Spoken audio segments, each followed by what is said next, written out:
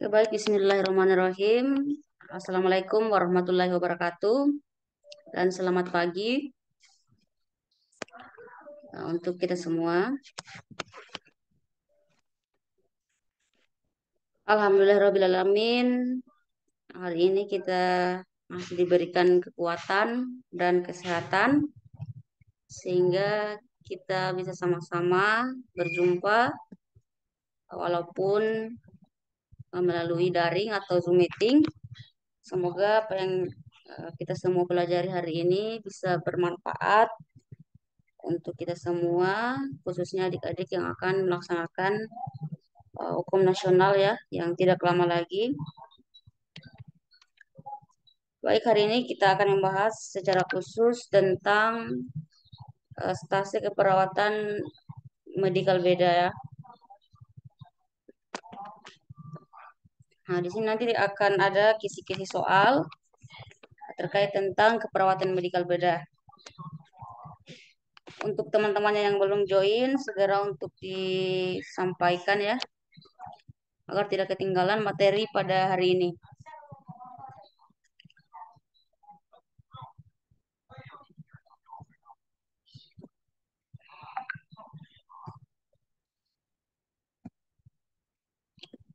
Nah, jadi pokok-pokok pada materi keperawatan medikal beda itu yang pertama itu ada sistem pernafasan, ada sistem kardiovaskuler, sistem pencernaan, sistem persarafan, sistem endokrin, sistem muskuloskeletal, sistem perkemihan, sistem integumen, dan sistem hematologi. Jadi ada banyak ya pokok-pokok materi dalam keperawatan medikal beda itu ada 9 sistem yang harus dikuasai. Itulah kenapa soal-soal hukum itu paling banyak itu muncul tentang keperawatan medikal beda karena memang dia memiliki banyak sistem-sistem yang harus dikuasai sehingga 50% dari soal-soal hukum nasional itu adalah merupakan soal-soal keperawatan medikal beda. Jadi penting sekali untuk adik-adik semua untuk menguasai tentang semua sistem yang ada dalam materi keperawatan medikal bedah. Utamanya yang pertama yaitu sistem pernapasan. Dalam sistem pernapasan itu ada banyak soal tentang asma, ada chronic pulmonary obstructive disease, ada TBC, efusi pleura, pleuritis, dan pneumonia. Nah, jadi biasanya soalnya itu bagaimana kita bisa menentukan suara dan frekuensi napasnya. Kemudian kita juga harus bisa menguraikan patofisiologi, kita menginterpretasikan AGD-nya ya, analisa gas darah dari asidosis, alkalosis, respiratorik, dan metabolik. Nah, dalam soal-soal itu untuk AGD itu sudah pasti muncul. Sudah pasti muncul. Kemudian menentukan suara dan frekuensi nafas juga sudah pasti muncul. Entah apakah itu wheezing atau ronki biasanya pasien-pasien asma. Itu kalau dalam sistem pernapasan. Nah, ini ada asidosis ya. AGD analisa gas darah. Di sini ada asidosis, netral, dan alkalosis. Jadi untuk pH normal itu dia 7,35 sampai 7,45. Nah, jadi ini adik-adik harus hafalkan ya dan tidak boleh dilupa bahwa pH normal itu 7,35 sampai 7,45. Nah, katakanlah ada soal-soal UKOM yang membahas tentang analisa gas darah dan dalam soal atau kasus tersebut dia mengatakan analisa gas darahnya itu di atas. Misalnya analisa gas darahnya 7,50. Nah, berarti di situ kalau ada pilihan jawaban yang mengatakan ketidakseimbangan gas darah, berarti sudah itu ya untuk jawabannya. Kemudian yang kedua itu ada PaCO2. Untuk PaCO2 itu normalnya 45 sampai 35 ya. Kemudian ada HCO3 ya. HCO3 itu normalnya 22 sampai 26. Nah, jadi saya yakin pasti adik-adik sudah menguasai ini semuanya. Pasti dosen-dosennya juga di sana sudah memberikan terkait materi-materi ini, bagaimana tentang analisa gas darah normal dan tidak normalnya AGD ini.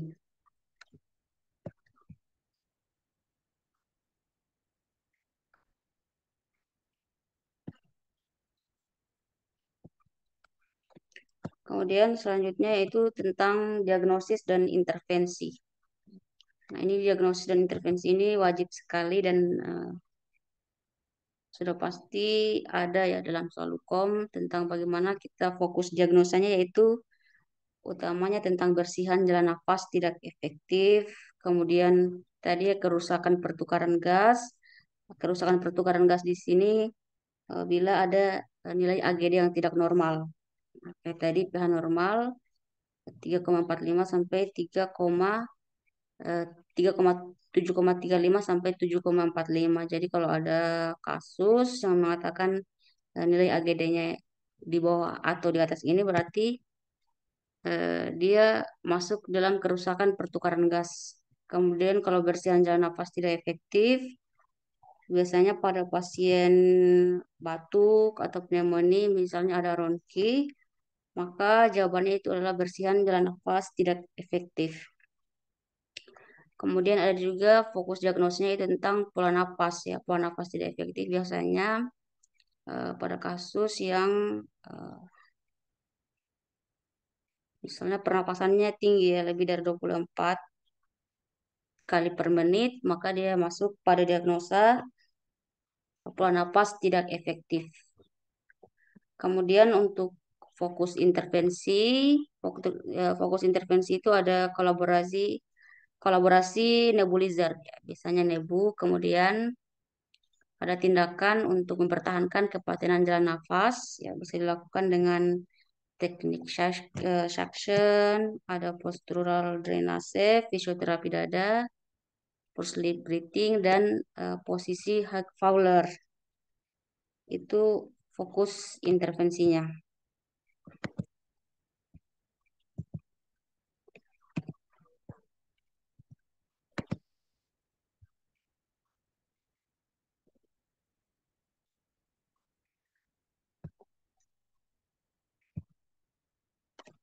Bagaimana, Mesia?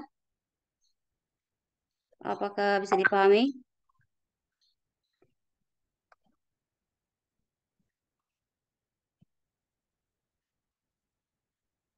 Mesia hadir ya?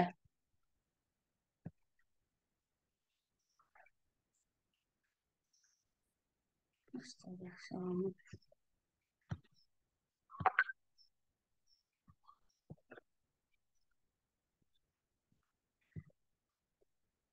Kalau Stevia Fadiani ini di mana sekarang?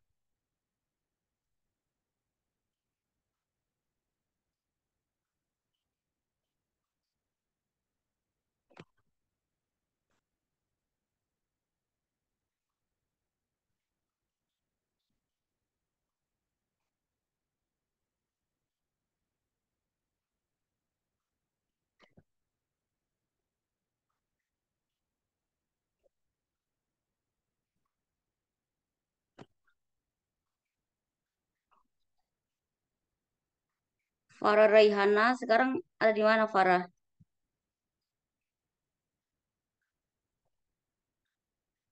Iya Kak, hadir. Ini ada yang ke gereja ya sebagian?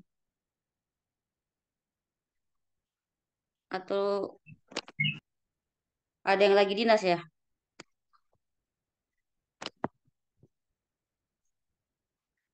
Oh, ini Siti Rodatul Ma'wa ya. Sekarang di mana Siti? Di rumah Kak. Oh, hari ini nggak dinas ya? Enggak Kak. Oke, tadi ada yang mau ditanyakan nggak terkait materi tadi? Sistem pernapasan.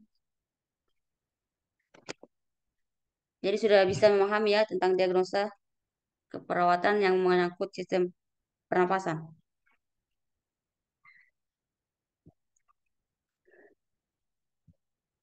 Atau masih bingung ya?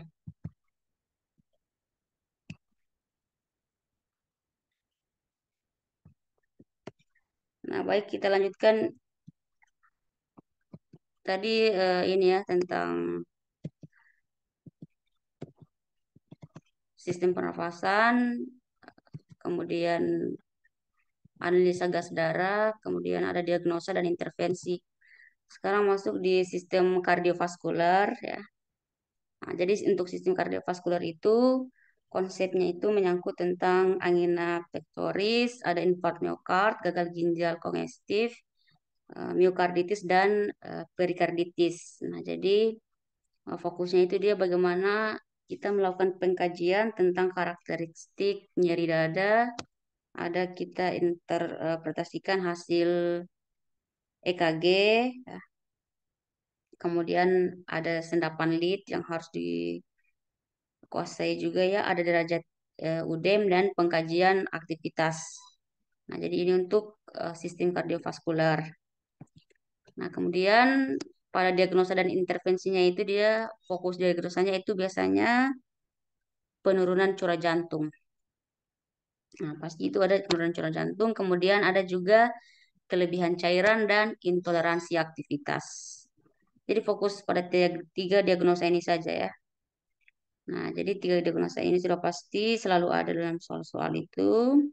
Kemudian fokus intervensinya. Nah, intervensinya itu ada manajemen nyeri dada, bagaimana melakukan perekaman EKG dan tindakan DC shock. Nah, kemudian juga bagaimana mengevaluasi pemberian antidiuretik, ya, pengaturan aktivitas, kolaborasi pemberian obat, dan prosedural knowledge ya, misalnya teknik pemasangan prekordial lead pada EKG. Nah, ini untuk diagnosa dan intervensinya. Ini untuk sistem kardiovaskular. Nah, sebentar ada kasus soal ya yang jadi adik-adik harus menjawab. Nanti langsung kita bahas soalnya. Kemudian selanjutnya ketiga itu ada sistem pencernaannya. Jadi sistem pencernaan itu ada tipoid, apendisitis, ya, hepatitis, sirosis hepatis, diare dan CA kolon. Nah, di sini sudah ada gambar ya. Di sini ada hati ya, sebagian besar ada ginjal kanan, pankreas sampai usus kecil itu dia berada di kuadran kanan atas. Kemudian kuadran kiri atas itu ada hati ya, sebagian kecil, ada spleen ginjal kiri, lambung, kolon, pankreas dan usus kecil.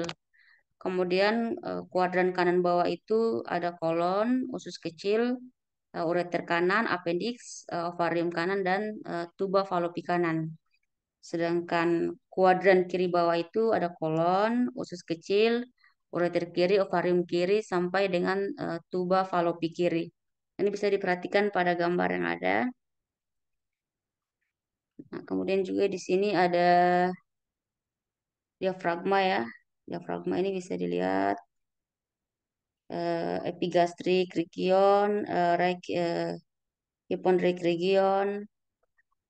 Nah, ini gambar yang sebelah kanan ini ada umbilical region ya, left lumbar region sampai left iliac region. Nah, sebelah kanan ini ada right iliac region. Nah, ini jadi biasanya ini masuk soal-soalnya tentang EKG juga kadang ada ya, dan sistem pencernaan.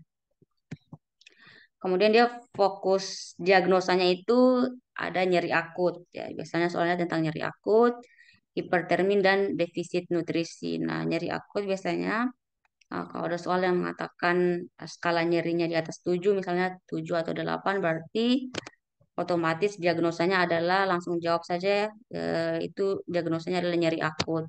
Kemudian misalnya ada pada kasus yang mengatakan suhu tubuhnya 38 derajat Celcius, maka diagnosanya adalah hipertermi.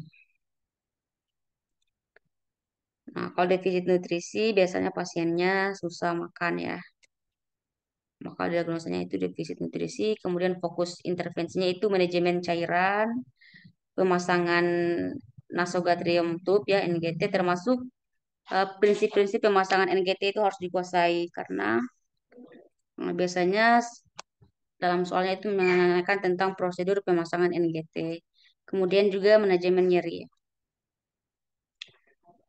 Ini tentang sistem pencernaan. Nah, sistem pencernaan dan sistem pernafasan itu paling banyak sekali soalnya. Jadi nanti saya share juga ini PowerPoint-nya ya, jadi harus dikuasai. Kemudian sistem persarafan. Nah, sistem persarafan dia konsepnya itu tentang stroke, ya ada cedera kepala, meningitis, dan tumor otak. Jadi adik-adik harus menghafal atau memahami 12 saraf kranial dan GCS-nya ya. Dari olfaktorius sampai dengan hipoglossus. Nah, jadi olfaktorius itu penciuman ya. Olfaktorius adalah penciuman, optikus adalah pemandang, atau ketajaman penglihatan, sedangkan oculomotorius itu reaksi pupil, trochlearis itu pergerakan matanya dilihat misalnya.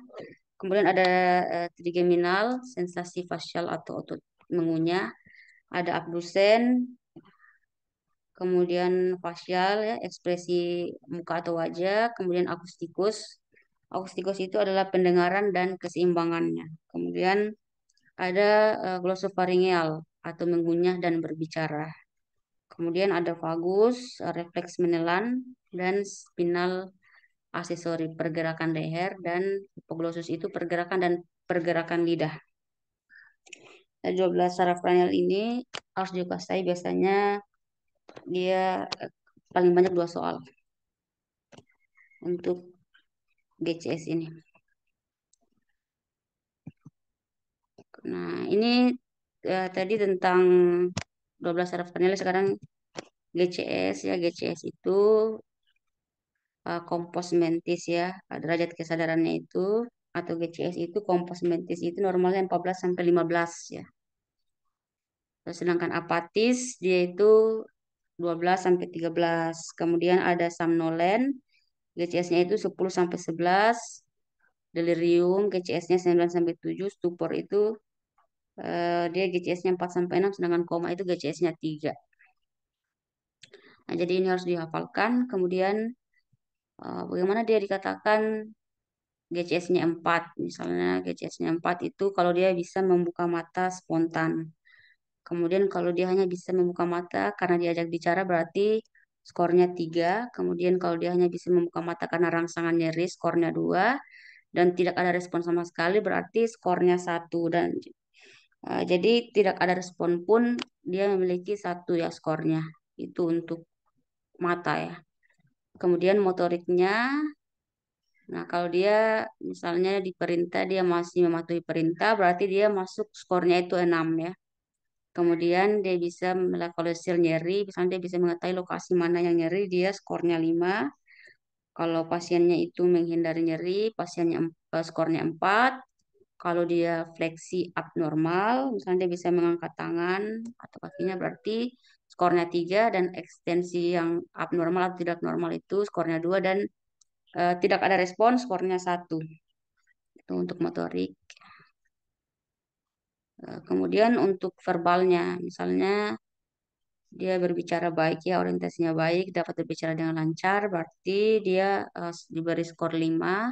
Kemudian kalau pasiennya masih bingung, kita ditanya atau memberikan pertanyaan tidak sesuai dengan apa yang ditanyakan, itu skornya 4. Kemudian kata-kata tidak sesuai itu skornya 3 ya. Kemudian suara tidak jelas, misalnya bergumam atau mengigau, itu skornya 2. Dan tidak ada respon itu skornya 1. Jadi total skornya itu 15. Jadi tidak respon sama sekali itu masuk skornya 1. Itu tentang sistem persarafan. Kemudian dia diagnosa khususnya itu biasanya tentang resiko perfusi jaringan cerebral tidak tidak efektif. Kemudian gangguan mobilitas fisik ya. Gangguan mobilitas fisik ini misalnya pasiennya susah ya bergerak, harus dengan dibantu. Nah, berarti itu diagnosanya gangguan mobilitas fisik. Kalau gangguan komunikasi verbal ini maksudnya pasiennya itu susah untuk diajak berkomunikasi. Kemudian resiko aspirasi dan gangguan menelan, berarti dia susah untuk bernapas dan menelan. Ini diagnosis yang muncul dari sistem-sistem ya dalam keperawatan medikal bedah. Kemudian masuk di sistem endokrin. Nah, sistem endokrin itu yang harus dikuasai tentang diabetes mellitus, hipertiroid dan hipotiroid. Nah, jadi fokus diagnosisnya itu dia ada hipovolemi, ketidakstabilan kadar glukosa darah, kemudian defisit nutrisi dan kerusakan integritas kulit. Nah, ini yang dimaksud yang akan masuk tentang sistem endokrin. Kemudian kalau sistem muskuloskeletal itu ada fraktur, ada osteomyelitis dan osteoartritis. Dan fokus diagnosisnya itu adalah nyeri akut, biasanya skala nyerinya di atas 7 ya. Kerusakan mobilitas fisik sama sekali tidak bisa melakukan pergerakan dan resiko kerusakan neurovaskular. Kemudian sistem perkemihan ya. Nah, kalau dalam sistem perkemihan ini misalnya CKD atau gagal ginjal ya, ada hemodialisis, ya, BPH, ISK dan batu ginjal. Jadi fokus diagnosanya itu biasanya kelebihan volume cairan. Ya, misalnya pada pasien-pasien UDEM, biasanya dia terjadi kelebihan volume cairan dan ada juga nyeri akut atau kronik dan gangguan eliminasi urin. Biasanya pasien yang ini ya ISK dan ada juga diagnosa resiko infeksi. Itu tentang sistem perkemihan. Selanjutnya sistem integumen. Sistem integumen itu ada luka bakar dan dermatitis. Misalnya dia fokus diagnosanya itu defisit volume cairan dan kerusakan integritas kulit. Nah, jadi harus juga edukasi ya tentang rumus luka bakar, Bartel Index, semua harus dikuasai. Kemudian masuk di ini ya sistem hematologi.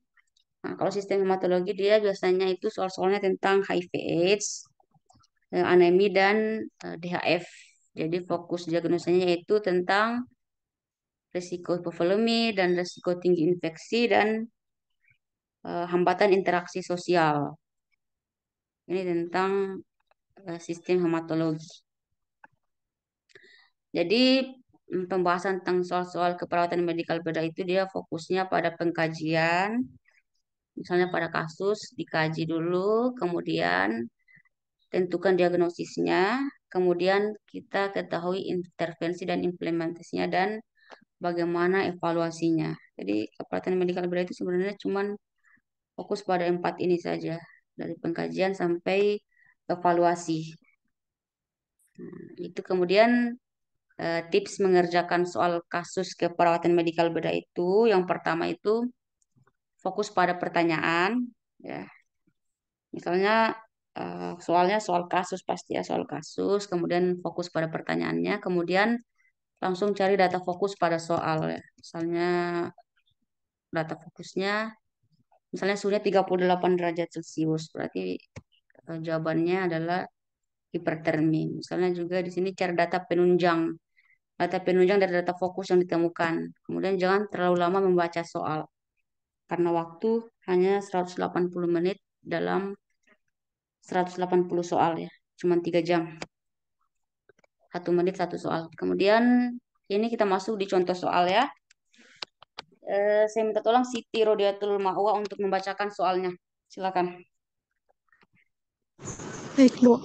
Seorang perempuan berusia 38 tahun dirawat di ruang penyakit dalam karena PPOK. Hasil pengkajian pasien tampak sesak, tekanan darah 110/70 mmHg, frekuensi nafas 28 kali per menit, frekuensi nadi 100 kali per menit, tampak retraksi dada, dan tampak penggunaan otot-otot pernafasan.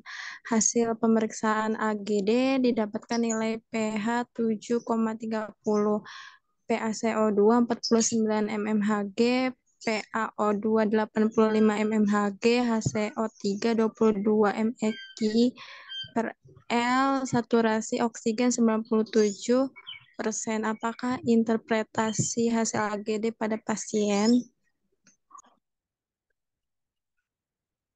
Sama pilihannya dibacain. Apakah yang pertama yang A asidosis metabolik terkompensasi, yang B alkalosis respiratorik, yang C asidosis respiratorik, yang D alkalosis metabolik, yang E asidosis metabolik. Nah, kalau menurut si Trodia ini jawabannya apa? Ibu masih bingung. Yang lain gimana? B bukan Bu. Dila Sri Oktaviani, Erni, Eva, kira-kira jawabannya apa?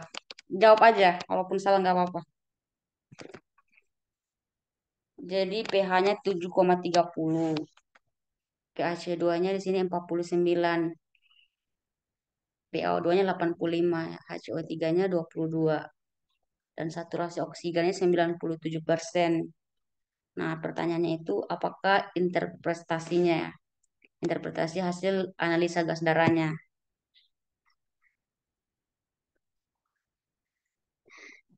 Coba dijawab Siti Radiatul. Kira-kira aja menurutnya apa? Tadi pH normal itu 7,35 sampai 7,45. Di sini pH-nya sudah tidak normal karena pH-nya dia 7,30. Kemudian Ibu pH mau coba jawab boleh? mangga. Saya silakan. Yang C ya Bu. C ya, asidosis respiratorik. Siapa tadi ya yang jawab?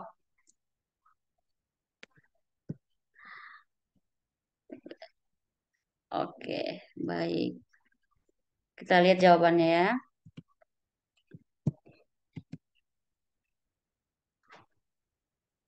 Nah, jadi pada kasus tadi itu dia melakukan interpretasi ya nilai AGD-nya. Jadi langkah yang harus diingat yaitu langkah pertama kita klasifikasi pH-nya. Ini nilai normal pH itu kan 7,35 sampai 7,45. Nah, dalam soal tadi itu pH-nya 7,30 berarti pH-nya menurun. Dia menandakan dia terjadi asidemia. Kemudian langkah keduanya itu kita nilai pH CO2-nya dengan nilai normalnya itu 35 sampai 45 mmHg. Jadi dalam soal itu pH CO2-nya itu 49 mmHg. Berarti pH CO2-nya meningkat. Dia menandakan adanya asidosis respiratorik. Kemudian langkah ketiga itu kita nilai HCO3-nya dengan nilai normal 22 sampai 26.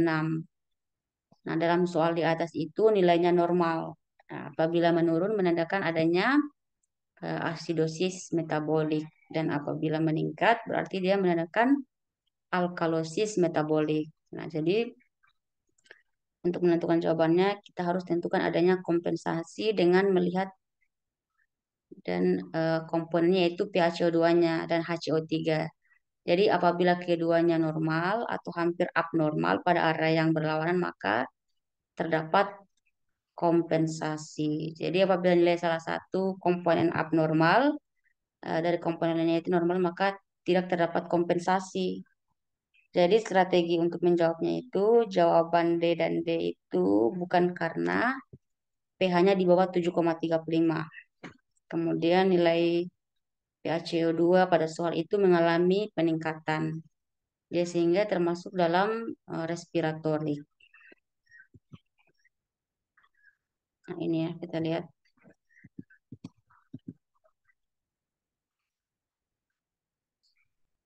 Jadi jawabannya adalah B ya.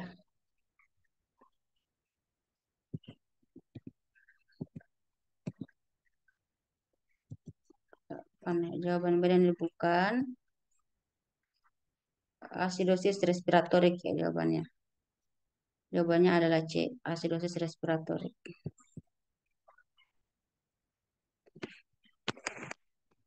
Nah, ini nanti berarti harus lebih dikuasai ya tentang AGD ini, analisa gas darah, karena ini soalnya sudah pasti muncul dan kebanyakan 2 atau 3 soal. Soal selanjutnya, eh, Mesia, Mesia hadir ya?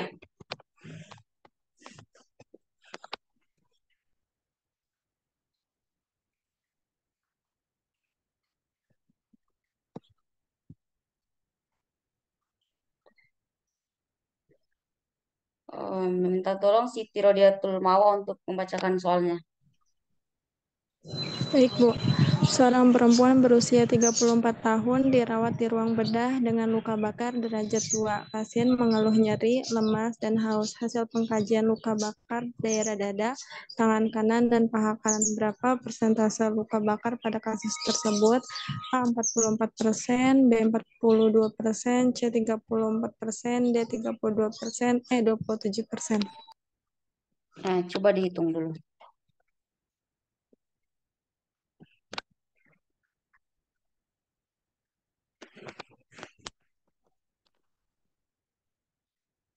Nah, di sini pengkajiannya itu ada luka bakar daerah dada, tangan kanan, dan paha kanan.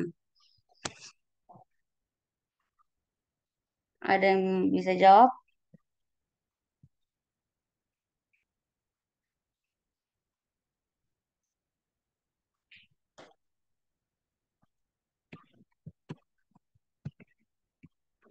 Nah, jadi di sini bisa dilihat ya.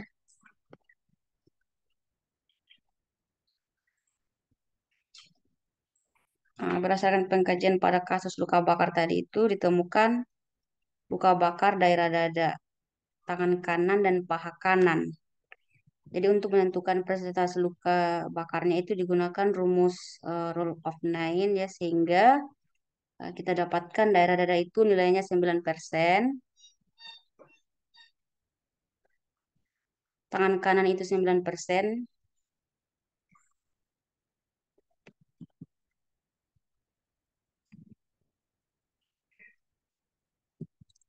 kemudian total eh, pada paha kanannya juga itu 9%.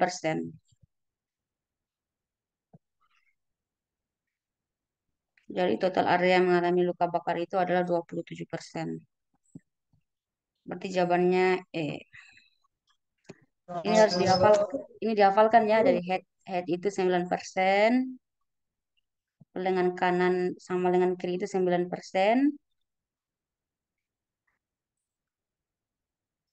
Kalau ada Ibu, tangan izin itu satu bertanya, Bu. persen.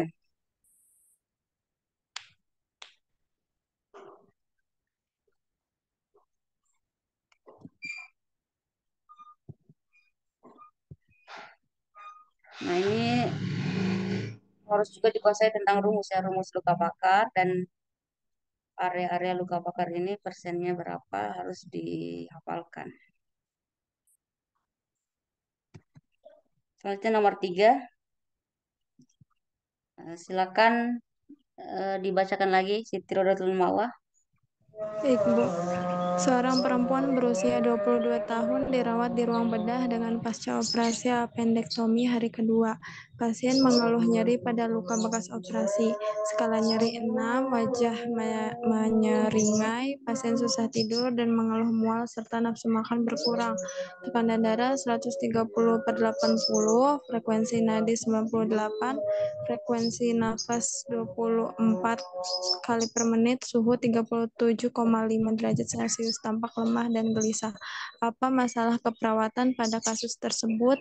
A. Nyeri akut, B. Risiko infeksi, C. Defisit nutrisi, D. Intoleransi aktivitas, E. Gangguan pola tidur.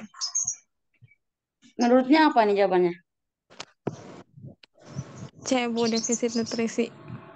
Alasannya Eh, ini Bu, mengeluh mual serta nafsu makan berkurang.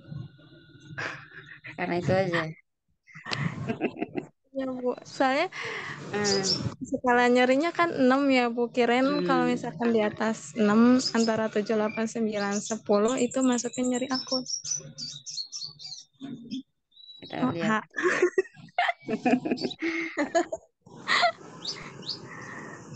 Nah, jadi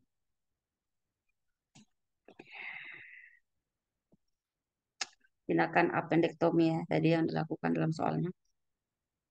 Tindakan appendektomi itu menyebabkan terputusnya kontinuitas jaringan kulit ya, sehingga dia mengakibatkan rasa nyeri.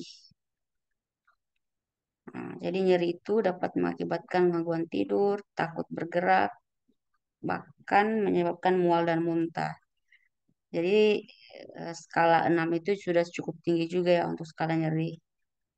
Nah, jadi itu terdapat data mayor yang mendukung diagnosisnya itu nyeri akut, yaitu keluhan nyerinya itu skala 6 dan wajahnya itu menyeringai dan gelisah. Nah, maka jawabannya itu adalah A, nyeri akut. Nah, jadi di sini kan semuanya normal ini semuanya ya. Kasusnya tekanan darahnya masih normal, nadinya juga masih dalam batas normal, frekuensi nafasnya masih normal, suhunya juga masih normal. Yang menjadi permasalahannya di sini itu skala nyerinya ya. Skala nyerinya 6. Maka jawabannya itu adalah nyeri akut. Ibu, berarti Nah, batasannya 6 ya, Bu, ya skalanya. pokoknya kalau dari kasusnya ada salah satu yang menjadi masalah di situ atau gangguan berarti fokus ke situ aja. Nah, di sini kan semuanya hampir normal semuanya. Yang jadi permasalahannya skala nyerinya. Apalagi skala nyerinya 6. 6 ke atas itu berarti ya, apalagi 7 dan 8 berarti itu jawaban masalah keperawatan utamanya adalah nyeri. Nyeri akut. Baik, Bu. Oke, itu ya. Soal selanjutnya silakan dibacakan lagi. Kelihatan. Baik, Bu.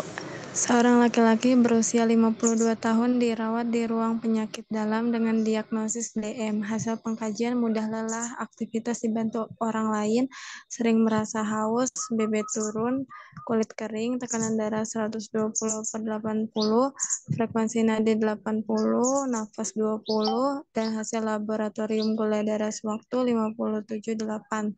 Apakah masalah keperawatan utama pada kasus tersebut? A. Defisit nutrisi, B. Intoleransi aktivitas, C. Kekurangan volume cairan, D. Kerusakan integritas kulit, E. Ketidakstabilan kadar glukosa darah. Apa menurutnya nih jawabannya? Kalau menurut dia tuh ini jawabannya apa?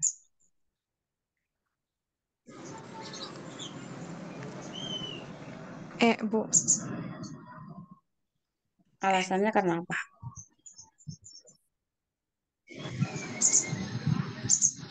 Karena hasil gula darah sewaktunya 57,8. 678 terus apa lagi? Tapi di sini ada mudah lelah, aktivitas dibantu oleh orang lain. Ya, nah jadi untuk menentukan jawabannya ini yang pertama itu langsung baca ini ya. Soalnya apakah masalah keperawatan utama pada kasus tersebut berarti masalah utama yang paling utama ya, yang paling utama. Kemudian dilihat dari kasusnya, nah, ternyata yang paling bermasalah di sini itu GDS-nya tinggi ya, 578. Nah, jadi benar jawabannya itu adalah E, ketidakstabilan kadar glukosa darah. Nah, karena pada penderita diabetes mellitus itu dia mengalami gangguan produksi insulin atau resistensi ya. Jadi dia mengalami resistensi insulin yang mengakibatkan ketidakmampuan untuk menjaga kadar glukosa darah dalam rentang normal. Kemudian manifestasi klinik untuk penderita DM itu dia ada polidipsi, poliuri dan polifagia. Kemudian polidipsi dan poliuri terjadi karena kehilangan cairan akibat kondisi diuresis osmotik. Kemudian kalau polifagia itu karena hasil dari status kataboliknya yang disebabkan karena kurangnya insulin dan proses pemecahan lemak dan protein. Nah, kalau pada masalah DM tipe 2 itu dia dengan peningkatan gula darah adalah defisit cairan, tetapi pada kasus tekanan darah dan nadi masih batas normal sehingga pilihannya itu adalah ketidakstabilan kadar glukosa darah. Sedangkan pilihan jawaban A, B, D, dan C itu kurang didukung oleh objektif dan bukan prioritas.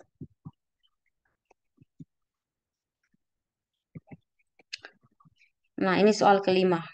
Silakan dibacakan. Seorang laki-laki berusia 56 tahun dirawat di ruang penyakit dalam dengan pneumonia. Hasil pengkajian fisik, pasien tampak sesak, suara napas rongki pada paru kanan dan kiri, irreguler, dan terlihat penggunaan otot bantu pernafasan. Perawat sudah melakukan tindakan nebulisasi menggunakan eksektoran, namun sekretnya masih sulit dikeluarkan. Terpasang oksigen nasal 3 liter per menit. Apakah tindakan perawat selanjutnya? A. Mengatur posisi semifauler. B. Melakukan fisioterapi dada. C. Melakukan auskultasi paru. D. Menganjurkan batuk efektif. E. Menganjurkan untuk tarik nafas dalam. Nah, kira-kira ini kalau menurut Rida itu jawabannya apa? Antara B sama D, Bu. Apa? Antara B sama D. Antara B sama D, fisioterapi dada sama batuk efektif. Satu, harus putuskan satu jawaban.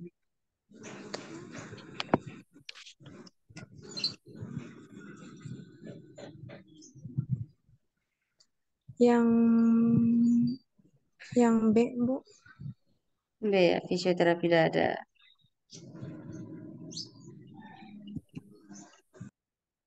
Benar ya, jawabannya fisioterapi dada.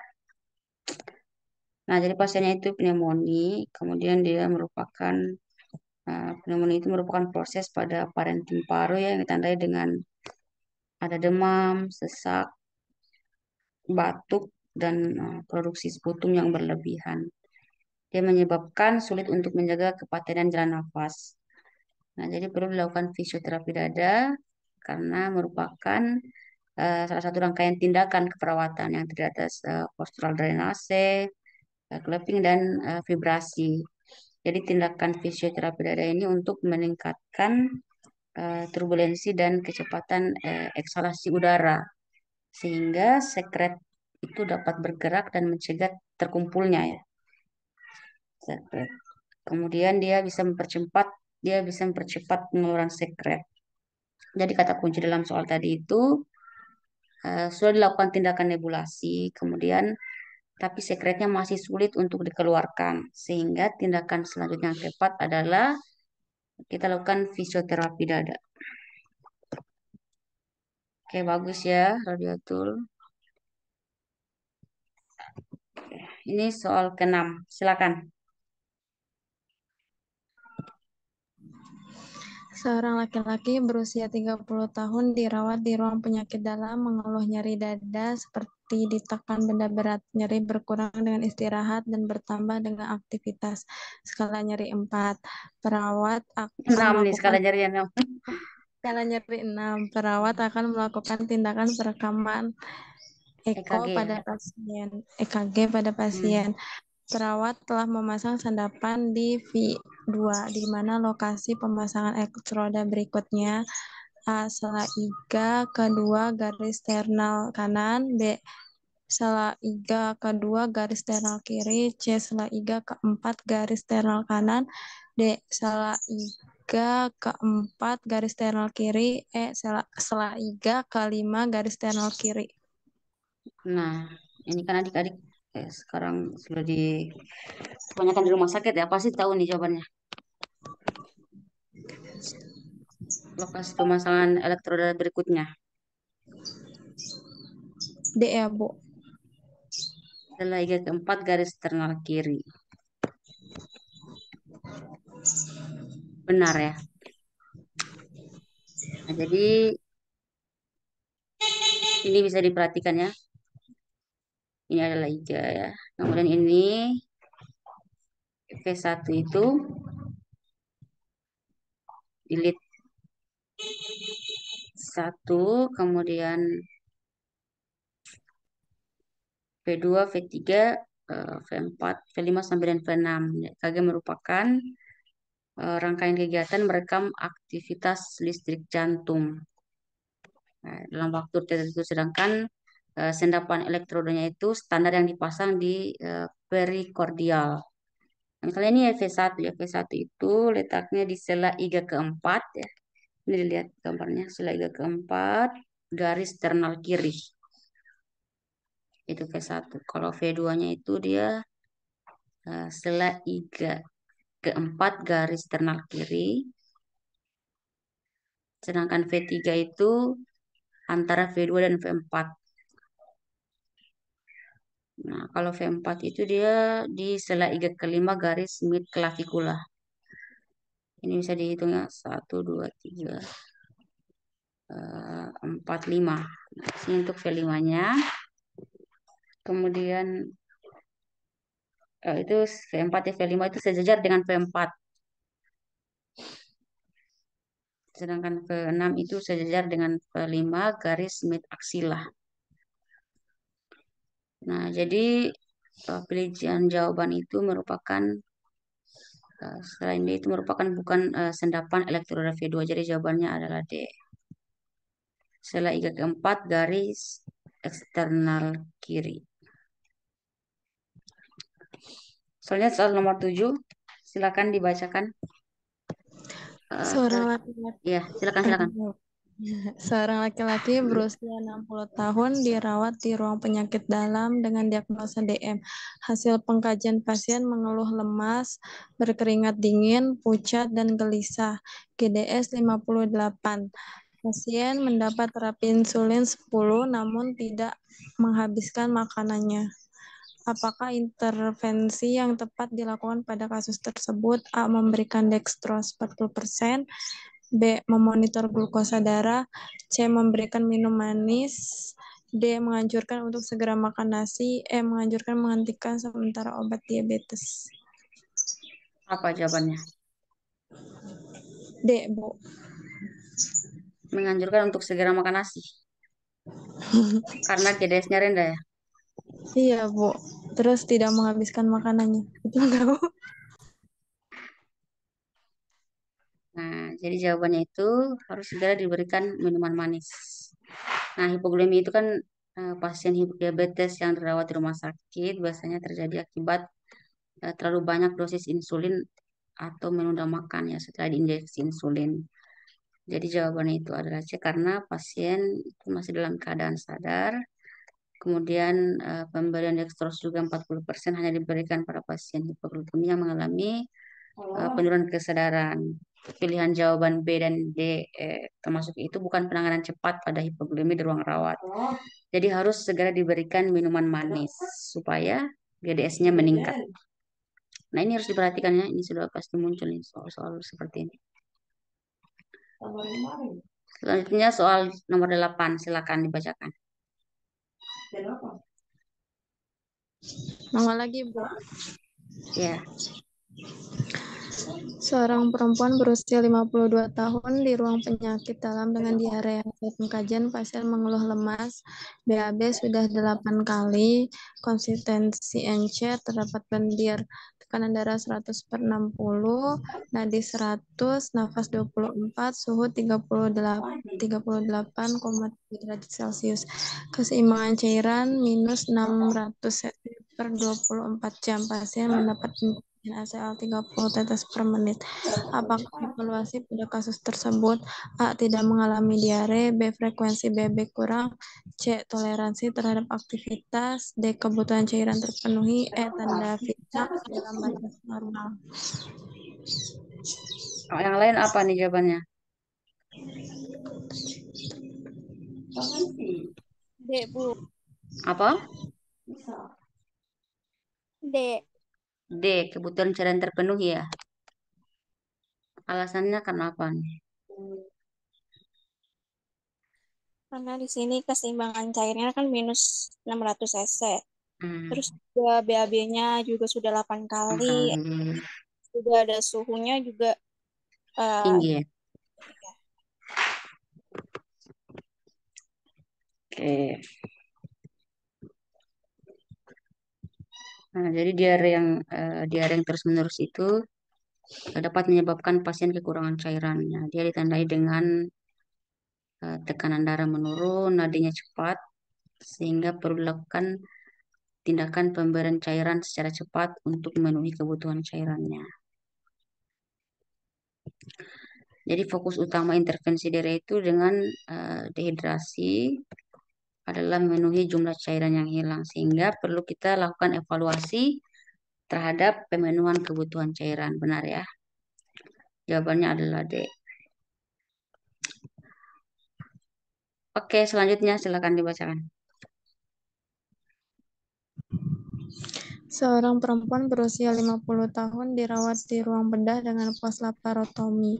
Hasil pengkajian pasca operasi hari ke-7, mengeluh nyeri pada daerah operasi saat batuk, tampak cairan berwarna kemerahan pada balutan luka, suhu 37,5 derajat Celcius. Ketika perawat melakukan perawatan luka, didapatkan jahitan luka yang tidak rapat.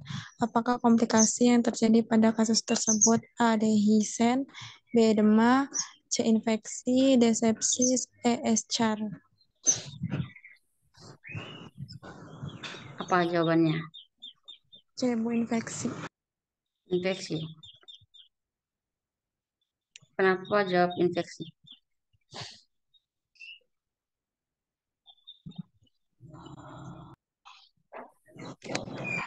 Apa alasannya? Itu Bu, didapatkan jahitan luka yang tidak rapat. Kan kalau misalkan nggak rapat, takutnya menimbulkan infeksi. Begitu nggak Bu? Konteks ya, analisanya ya. Ada tanda-tanda infeksi Bu? Nah, jadi dehiscence itu komplikasi dari proses penyembuhan luka ya, di mana dia terbuka kembali itu sebagian atau seluruhnya luka operasi akibat kegagalan proses penyembuhan luka operasi. Jadi manifestasi klinis itu manifestasi klinis itu berupa keluarnya cairan berwarna merah muda dari luka operasi atau nyeri. Nah, udem juga bisa dan terjadi hiperemis pada daerah sekitar luka operasi.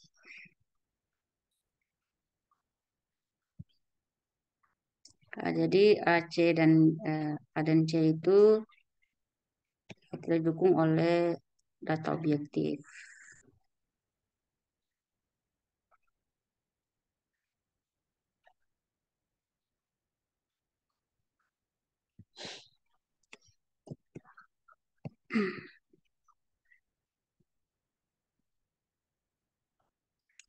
Nah, jadi itu jawabannya A ya, dehiscence. Nah, dehiscence itu ya komplikasi dari proses penyembuhan luka, di mana dia lukanya terbuka kembali ya. Itu yang dimaksud dengan dehiscence.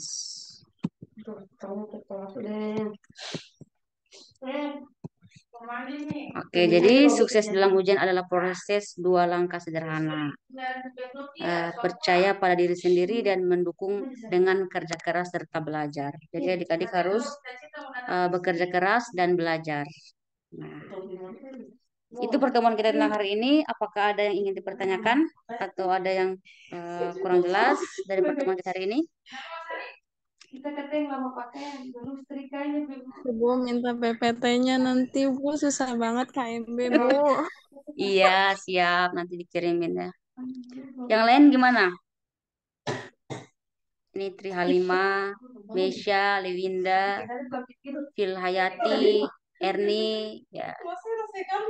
Semoga semua bisa lulus 100%. Ah, Erni gimana? Yang di AGD itu kan, saya mau nanya, soal saya belum ngerti yang tidak terkompensasi itu, Bu. Oh ya, tadi itu Kan ada penjelasannya di sini ya. Ah, ini ada terkompensasi sebagian, ya memang itu agak ini ya, ya agak kurang. perlu pemahaman khusus tentang analisa gas darah. Nah, ini semua ada penjelasan lebih lengkap di PowerPoint ya, tentang analisa gas darah itu. Jadi adik-adik harus ini, yang pertama itu harus kuasai ini ya, nilai normal AGD-nya dihafal, pH, PaCO2 sampai HCO3. Nah, setelah itu dilihat, nanti dilihat lagi mana yang termasuk dengan terkompensasi, mana asidosis metabolik. Nah, itu nanti adik-adik harus menghafal dulu ya. Kalau sudah itu baru adik-adik melakukan mengetahui apa kira-kira yang masuk dalam asidosis metabolik, alkalosis sampai dengan terkompensasi. Oke, ada lagi yang ingin dipertanyakan? Di mall mana sih? Yang namanya yang luka bakar. Ah, nah ini luka bakar. Nah, ini kan soalnya paha kanan atas ya, Bu. Nah, itu maupun paha kanan atas depan ataupun belakang yang terkena sebagian hitungannya tetap 9%, Bu. Enggak ya. Jadi kalau cuma sebagian, seperduanya. Jadi 4,5, Bu. Iya, betul. Baik, Bu. Mm-mm.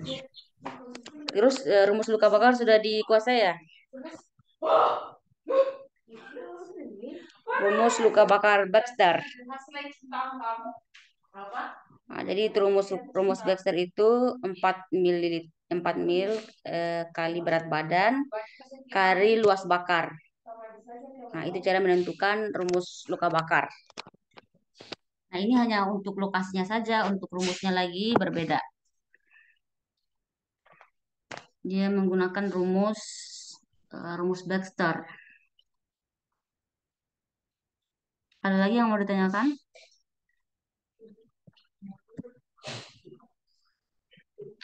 Oke, baik. Nanti PowerPoint-nya saya sharekan. Kemudian ini bisa dilihat di YouTube ya, pertemuan hari ini.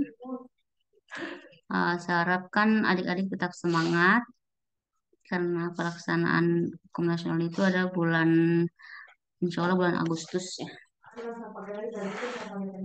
Bulan Agustus saya harapkan semuanya bisa lulus 100% ya. Dan kalau ada yang kurang dipahami bisa langsung chat saja ya, bisa chat di WA atau di grup. Baik, Bu. Oke, semua tetap semangat dan semangat dinasnya juga ya, semangat dinasnya. Semoga tahun ini adik-adik semua bisa wisuda dan mendapatkan ijazah. Amin.